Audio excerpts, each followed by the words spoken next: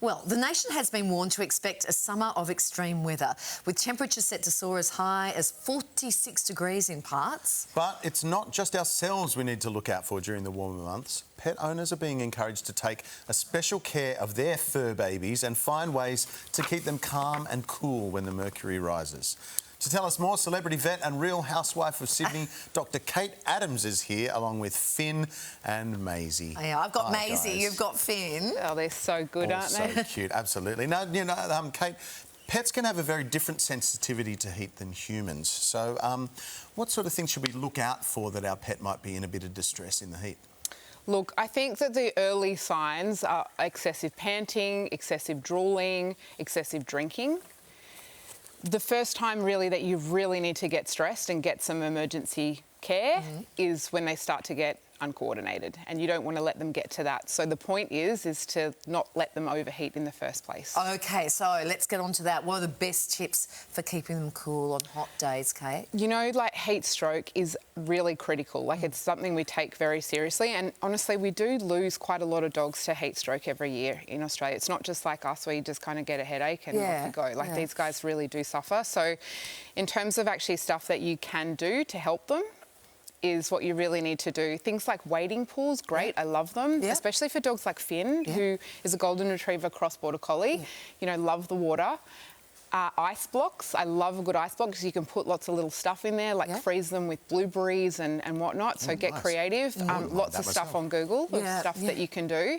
But, you know, other things that you can do, so I was just actually saying with Finny, for example, if you don't want to clip his coat, because he has got this beautiful coat, is clip the underside of him, you know, so that his belly is exposed, and it means that then he can go and find a cool space and he can lie on his tummy and he can get the cool from the tummy area. And then those mats and the vests as well. And the bandanas. They make little bandanas. And honestly, I was just saying that the bandanas are actually, they do help. You know, it's on their head, as well as obviously the little scarves that go around the neck, the cooling scarves. They're great. They're great. And, you know, dogs, they still, even if it's hot, they still need to get outside and get their daily exercise, their walks. So what changes should we do, we be making to the walks to make it better for the dogs? Yeah, I mean, some dogs I feel like some dogs definitely can't go out. So the oldies are the ones that suffer the most, but also the squishy face breeds. So I've got Frenchies, I would never take them for a walk. No walking. So they're inside, that's it. Air conditioning and fans. So those types of dogs, or dogs with heart conditions, the oldies, you've got to be really careful of, and it just means, you know, above, say, 30 degrees, it's called no walking, full stop. For any breed? For any breed. Yeah, OK, that's good. Above 25 degrees, squishy noses, oldies can't go outside. Regular dogs, they can go outside, but short walks often. And you've got to try and plan your walk time, so you do sunrise and sunset, so it's not in the middle of the hot sun. You've got to make sure that you put your hand on the ground. I call it the 7-second rule. Put your hand on the ground, the back of your hand, and you feel like if it's too hot for your hand, the back of your hand, it's too hot. 7 seconds? 7 seconds. It's too hot for their little paws. OK, let's talk Chrissy and food. What should we be mindful of? Well, you know, I'm one of those vets that I probably think a little bit differently. You know, I don't like wasting food. And I think, you know what, dogs love good scraps. And so I'm not adverse to dogs having Christmas lunch.